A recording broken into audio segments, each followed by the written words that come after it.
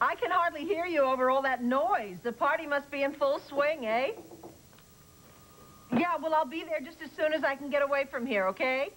Oh, no, wait. I have to go see Andrew first. Okay, but I'll be there. I will. Bye. Did I hear the magical word party? It's a children's party, Mom. Oh, I see. Then celebrants are not yet of drinking age. No. And unfortunately, many of them never will be. Why so? It's a party that the Sloan Carpenter Foundation sponsors annually at the hospital for children with AIDS. Ah, that's the charity that's named after your late husband? Mm-hmm. I had no idea he was involved in the war on that damn plague. He wasn't. Not at all, I'm afraid. See, one of his sons, William, was gay and died of AIDS. Unfortunately, Sloan never got to accept him until long after he was dead, which of course was too late. Fathers and sons, the closest of strangers. Well, Sloan understood your father well enough, and Todd's too. That book of his on Victor Lord is still the best biography of a newspaperman I've ever read. It's just totally fair, totally balanced, and precisely because of that. A devastating portrait of a man corrupted by his own genius. Yes. Which provides interesting genetic insight into Todd. Did you see him? Yes, yes, very frustrating.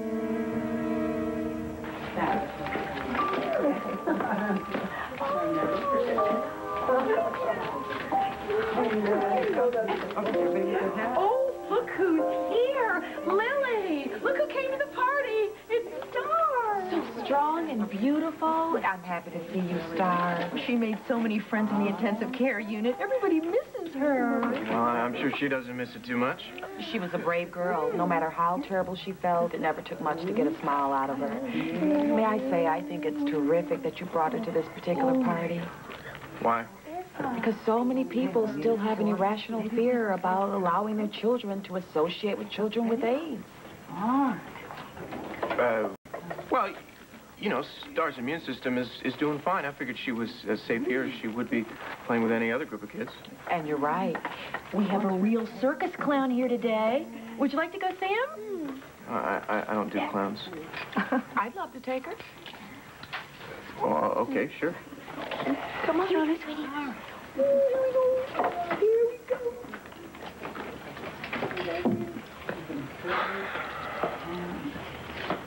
Come on, hit me, I dare you. I don't want to. What are you, wuss? No. Yeah, Jeff the wuss. That's why nobody ever comes to see you, because you're such a wuss. Nobody wants to know you. No! Down. Huh? What? So stupid. Get over. Huh? You like that? Oh. Hey, come on, that's enough. Get over here. Let me go. Hey, no. Look, I let you go. You're gonna beat up Jeff. And if I let you beat up Jeff, I gotta let everybody beat up Jeff. Get over. Eli. You all right, Jeff? Yes. Thank you. God. Calm down and get over here. Come here. He started the whole thing. All right? He just came over for no reason. He just punched me. That's You know, it. when I was a kid, I was a much better liar than that. It's none of your damn business. Well, just pick on somebody your own size the next time, that's all. I'll see the hell what I want. Hey, why would you get a mouth like that, huh? Prison?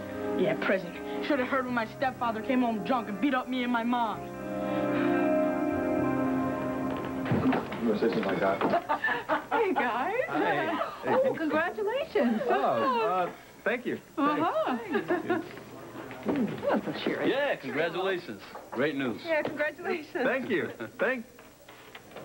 Why is everybody congratulating you? I had no idea. Hey, I bet you weren't surprised, huh? I still am. Yeah, right. God, you must be so happy. Oh, yeah. I mean, I know Andy is. Yeah, she is. She waited for it long enough, didn't she? I don't know why she ever put up with Hey, it. good things are worth waiting for. And this is as good as it gets, right? You bet. All right. Congratulations again. Hope I'm invited. Yeah, I hope I'm invited, too. I think they're gonna squeeze you in there somewhere, right? Yeah. Hey, Wait. is this great or what? This is great. What the hell is everyone talking Well, it about? has something to do with your sister. Oh, I picked that much up. Well, maybe she got a promotion or something. Well, you don't think she'd tell me about it? Well, maybe she hasn't had the chance. Me just like Andy. Whenever anything happens in her life, I'm the last person to know. Oh. Oh. Is that enough of a clue?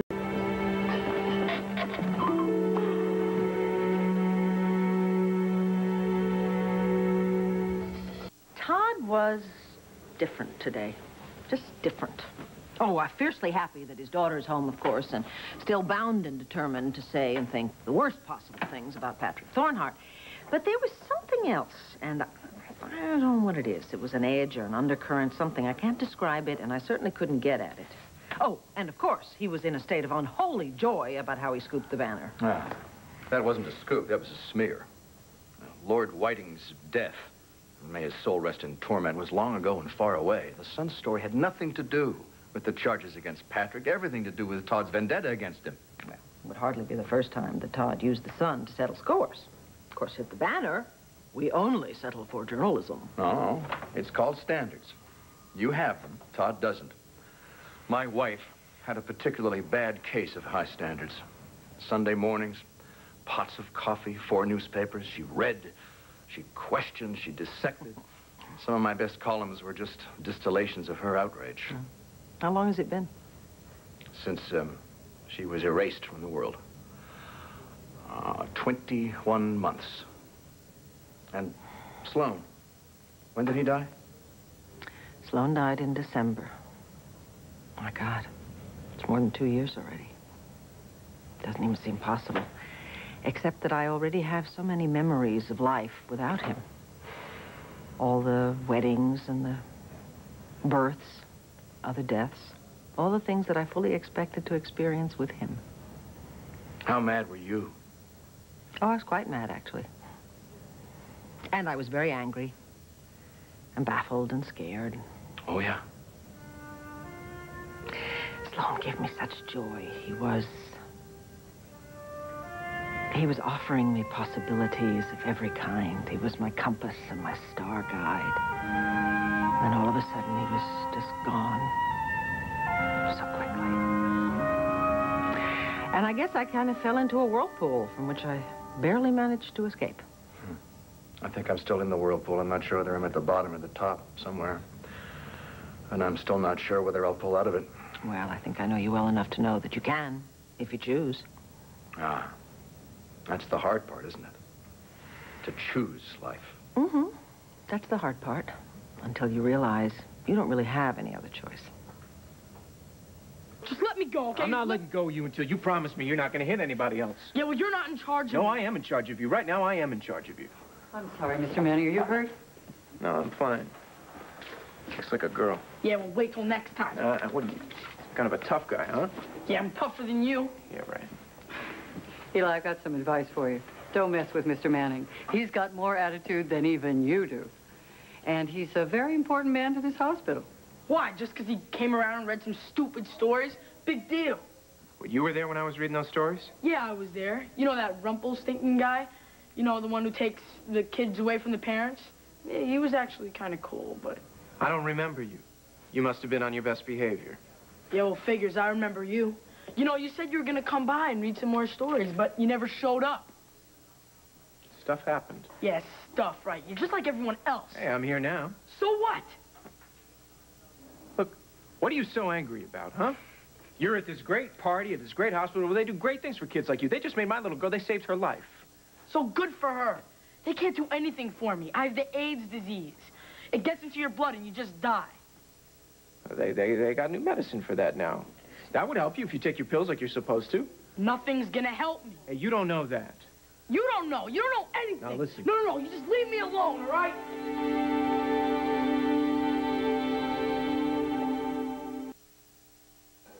So excited for you. So have you set a date?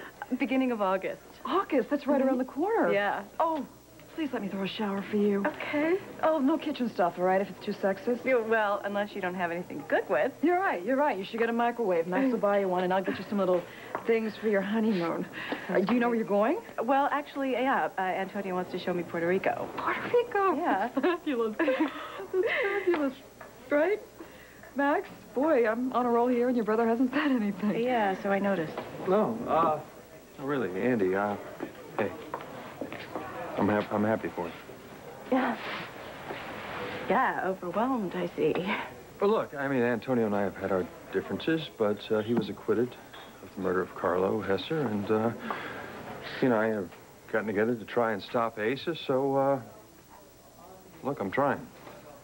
Hey, Holden, this is the man that your sister is in love with. She wants to spend the rest of... Maggie, it's okay. You know, I guess I should just be grateful for this much. Look, I'm sorry if I'm a little protective. I don't need your protection. But, well, not right now, no, but, I mean, it's not like you haven't been dragged into Antonio's difficulties before. You almost lost your badge before when you started working for Carlo Hesser.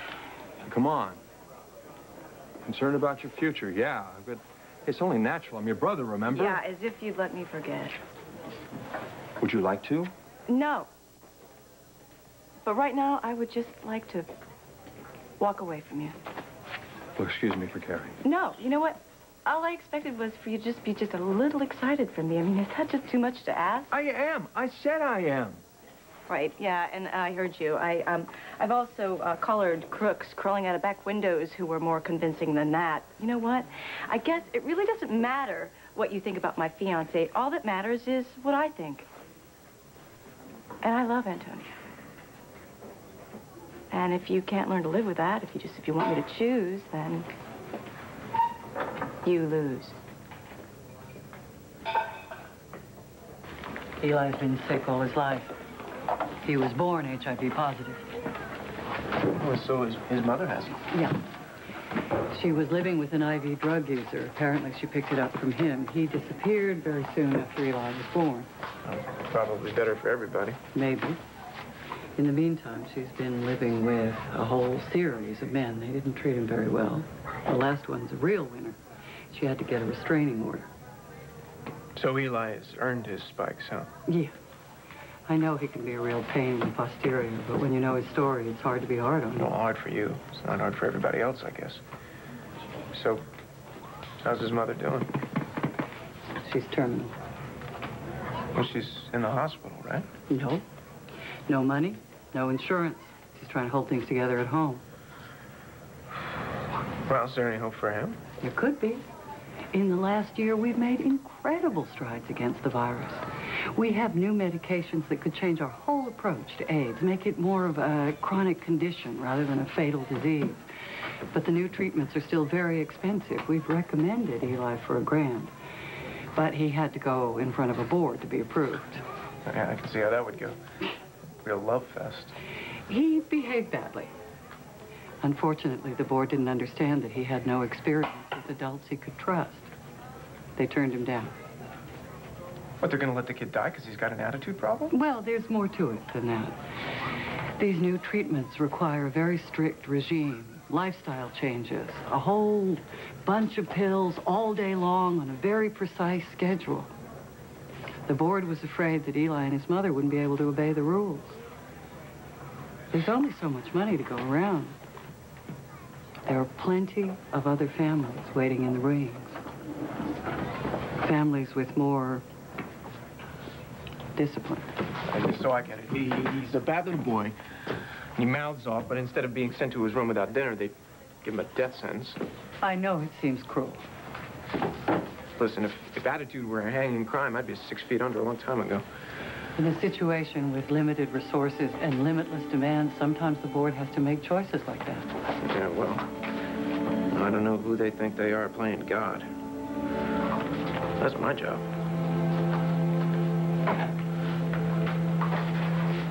I'll tell you what. This ought to buy the kid a few pills. Just fill in Eli's name. Mr. Manning.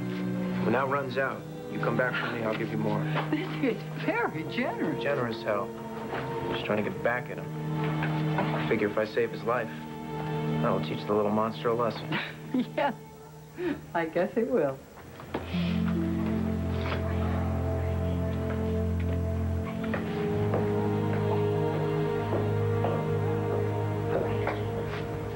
Oh, my goodness, I'm about to be late for my meeting with Andrew at the rectory. You'll have to excuse me. Oh, sure. Oh, I suddenly realized that the Reverend Carpenter is your stepson. Yes, indeed he is. Well, how's he doing? I have no idea. I'm hoping he will tell me. I take it the two of you have seen Todd's latest? Oh, yes, and we have discussed it at length, and Mel's going to fill you in on what we said. Okay, I'm off to the rectory. Oh, well, regards to Andrew. Yes, I will, thanks. Okay. Now, just how did Todd get this? We put as much behind the Armitage story as he has. Well, we just report the news. I mean, Todd makes it. What do you mean? I've been having a couple of conversations with Patrick, and we've been working on the theory that Todd might just have tried to frame Patrick for the bombing of Guy's yacht. That's a serious accusation.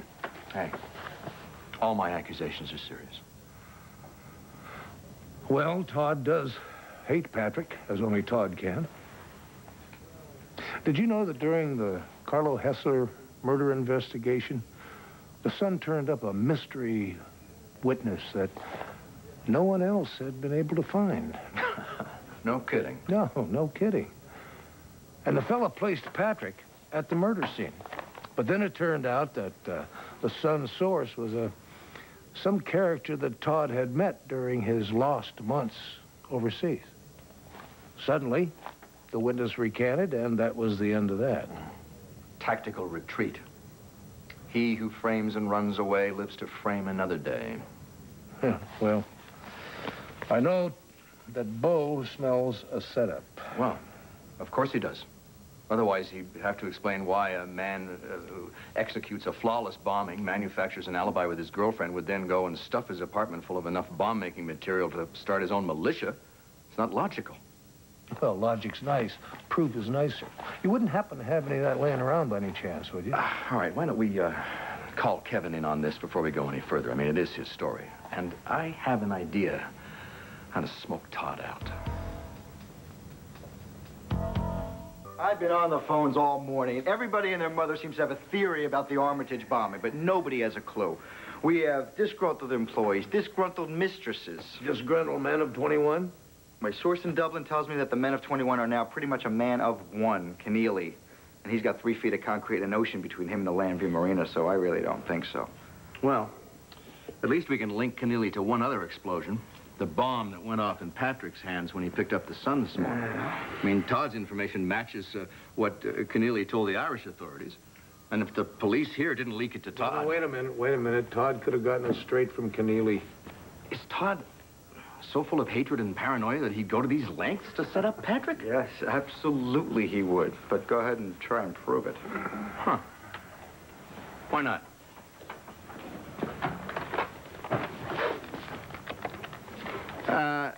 In Ireland, please, would you connect me with Dun Laoghaire Prison? Yeah. Thanks. I have no idea how many Hail Marys this is going to cost me. Yeah, the warden's office, please. Pike here. Warden Pike. My name is Mel Hayes. I'm a reporter with the American newspaper The Banner here in Landview, Pennsylvania. How may I help you, Mr. Hayes? Yes, sir. I'm about to pitch a story idea to my editors this afternoon. A piece on a guest of yours, Thomas Keneally. The American press seems to be very interested in Mr. Keneally. Don't you have enough problems over there? Oh, yeah, we have enough problems. Are you saying someone else is on the Keneally story? We had a visit from an American journalist 4 or 5 weeks ago. Uh-huh. Well, just please don't tell me it was someone from the Sun here in Landview. No, from the Denver Mirror, I believe. The Denver Mirror? Yes, Mr. Ted Monk. Gee, I thought I knew everybody at the Mirror. I'd never heard of Ted Monk. Wait a second. T.M. Ted Monk. Warden, could your Ted Monk be thinnish, tallish gent with long hair, perhaps? Yes, and a rather nasty scar on his cheek. I've placed him now. You know, if old Ted Monk is working on this story, there's just no point in me continuing. I just suggest we take a rain check on this for now. Oh, well, feel free to call anytime. I will, and thanks so much for your help.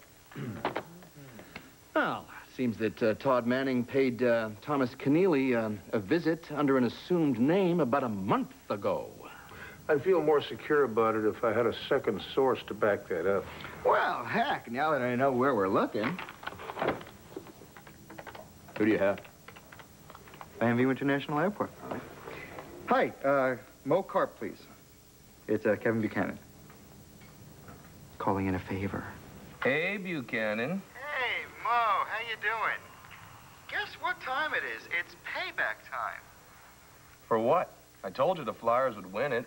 Yeah, the Flyers did win it, but because of my benevolence, you got to watch them win it from the best seats in the house. So, Mel, buddy, pal, tell me, who filed a flight plan within the last 4 to 6 weeks to Ireland? Well, that's an easy one. I got a flight to Shannon International on the 24th. A private jet registered to the Sun. You're a beautiful human being. I owe you one for this. Thanks. There's your second source, Dad. Todd and his private jet were in Ireland the same time that Thomas Keneally received his mysterious visitor from the West. So Todd was poking around in Patrick's past, and he was doing it weeks before he printed the Whiting story. Uh-huh. And weeks before the Armitage yacht was bombed. Well, my hat's off to the Toddster. I mean, a crime has to get committed before I can investigate it. I wonder what Patrick's take on all this would be. Well, dream on. Nora won't let him near the press. I bet he'd tell you, though. No, sorry. What Patrick tells me, he tells me as a friend. And if a reporter doesn't know the difference between a friend and a source, then he ends up with neither. Aren't you just going to let the biggest story of the year get away from us? No, not at all. I mean, it's in the hands of the second most gifted writer on the staff. Unless, of course, you think he's not up to it. Well, you really haven't given him much to work with. Okay, so Todd and Keneally spent a little quality time together. Interesting, very. But it doesn't prove that Todd framed Patrick. Well, you know, I don't want to do your work for you, but in my experience, where there's a frame, there's a payoff. From Todd to Keneally. So what is the going rate for treachery these days? Well, men like Keneally don't work cheap. Now, if Todd had to dig deep, there's a money trail somewhere. I'll get right on it. What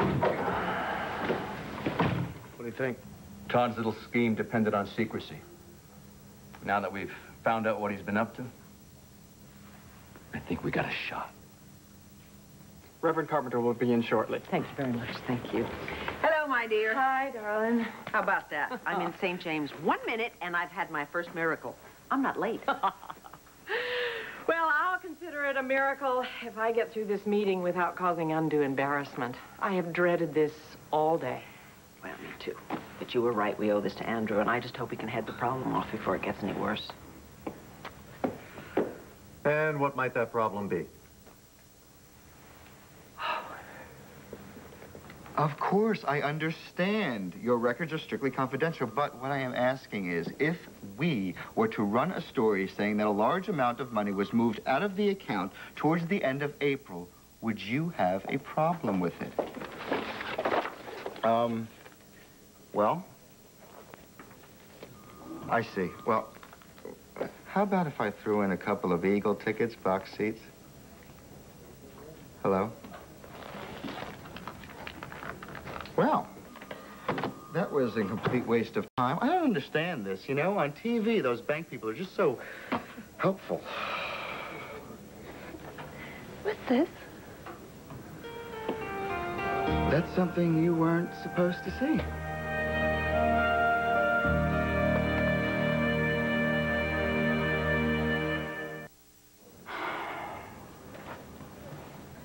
Why wasn't I supposed to see this? You weren't supposed to see it yet. But your instincts are correct. It's yours. So go ahead. Open it up.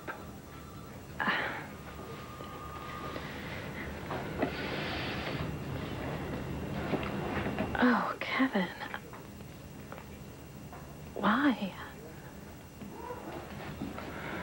Well, I saw you get emotional when you took a look at Andy's ring, so I figured it's a little premature for an engagement ring, but why not a commitment ring? So far, so good. Getting better every day. I love you, Cassie. Ring. It's beautiful. Thank you. It's magical, too. Watch. Just rub a little bit. You can see your future in there.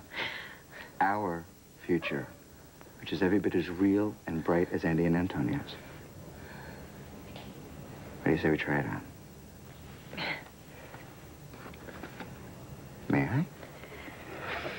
Ooh, it's a little crowded on that finger there. I know I haven't been able to take off my wedding band yet. You know, with everything still so unsettled. I thought things were settled. You know, the night you came to me in the rain. Well, they were. I mean, they are. Between you and me, but, well, Kevin, I had a whole life with Andrew and River, and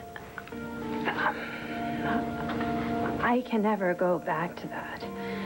But it's gonna take me a while to leave. Well, you had more to sacrifice for us to be together, so I'll understand. Thank you. This ring is a symbol of my past. And I'm not ready to take it off. But this ring, this is a symbol of my future. And I am ready to put it on.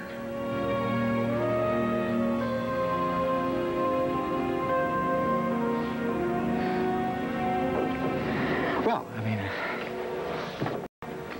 if I could wait for you while you were with Andrew, I guess I can wait for you while you're with me.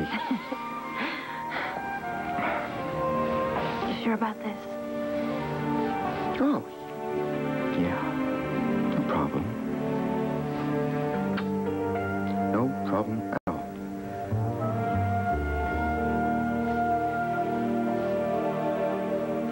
The problem seems to be in the minds or the perceptions of certain vestry members. There have been rumblings. Rumblings. As in gossip. Have you been aware of it?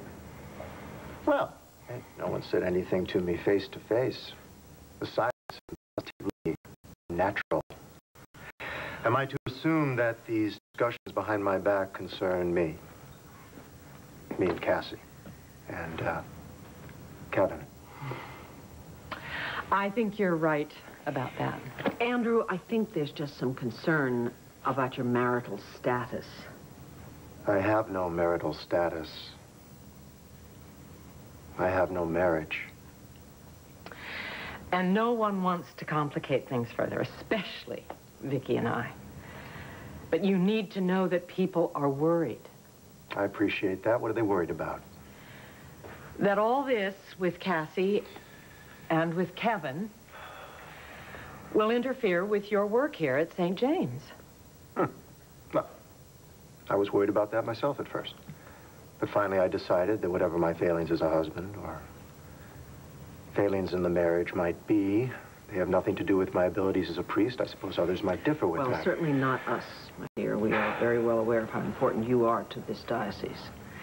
Which is the reason we're trying to keep a lid on the situation with the vestry. I think that what is concerning everyone is that Kevin is so prominent in the parish and Cassie is still your wife.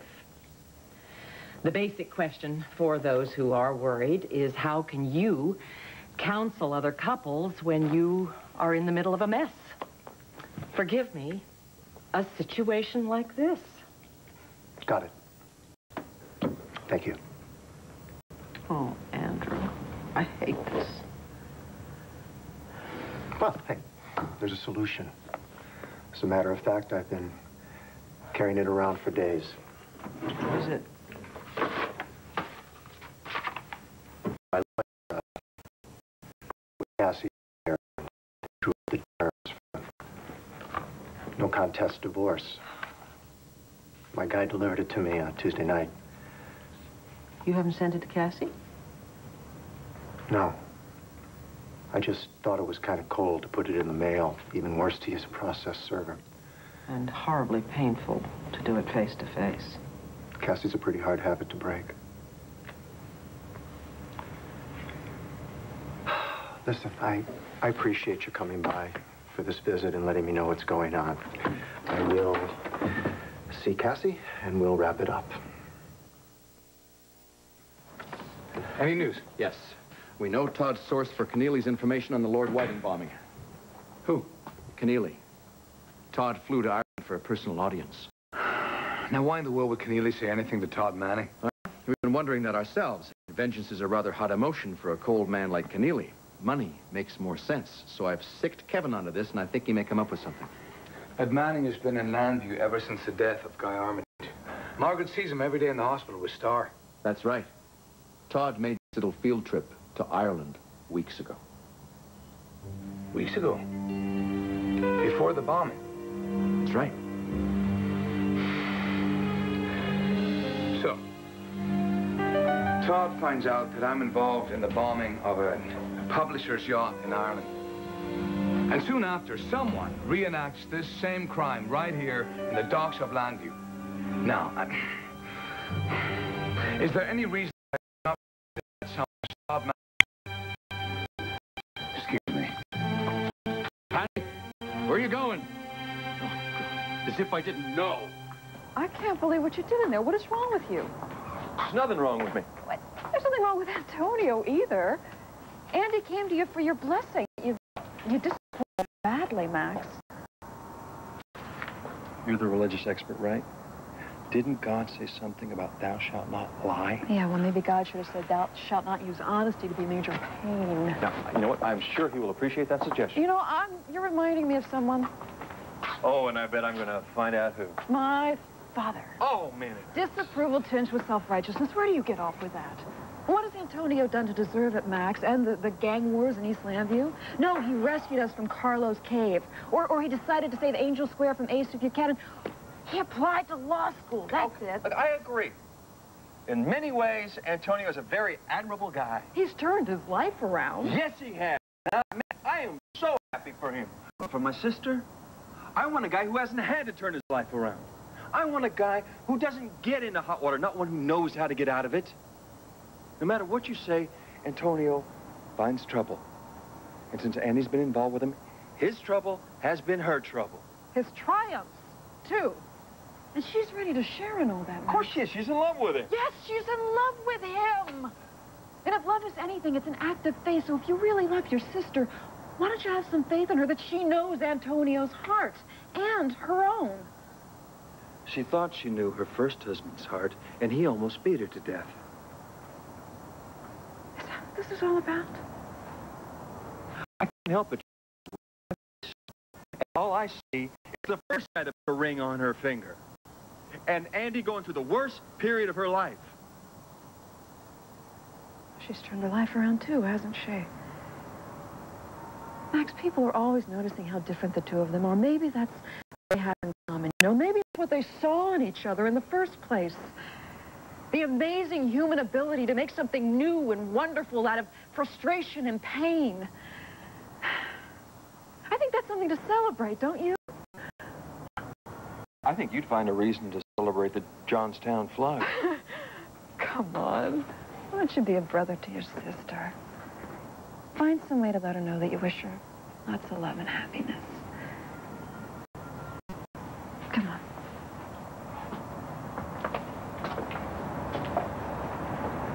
I guess I always knew that Max and Antonio didn't like each other that much, but I kind of figured that when I told him that Antonio proposed to me, that he might just let all his distrust just disappear like magic. What does? Love and time. You don't know my brother. Once he makes up his mind about something or someone, case closed. You know, I know a little bit about stubborn men. I married one, and I raised two. And let me tell you, eventually they all come around. So will Max, when he sees how much you and Antonio love each other. I hope so. Well, what choice does he have? None, really. Because he loves you. And I know he doesn't want to lose you. I hope you're right. Just, I really want Max to be a part of Antonio's in my life. Mm-hmm. And I just thought that maybe he would eventually be happy for me. Right now, I just don't have a clue how it's going to turn out.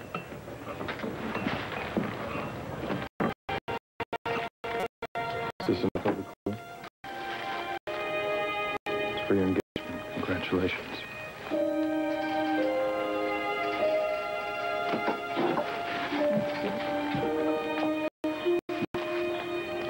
Thank you. What? For loving me even when I'm a really big jerk. I drop it down. It goes with the flowers.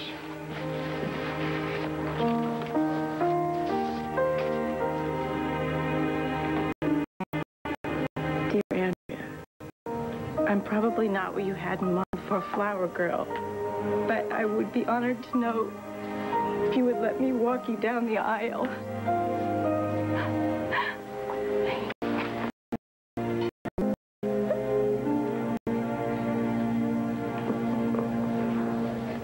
Yeah, he's a tough little guy. He's angry at the whole world, just like I was, except he's got even more of a reason to be. You want to send a photographer to the hospital, get a picture of Eli, and maybe run an item on the money you gave the kid? Nah, never mind. Leave the kid alone.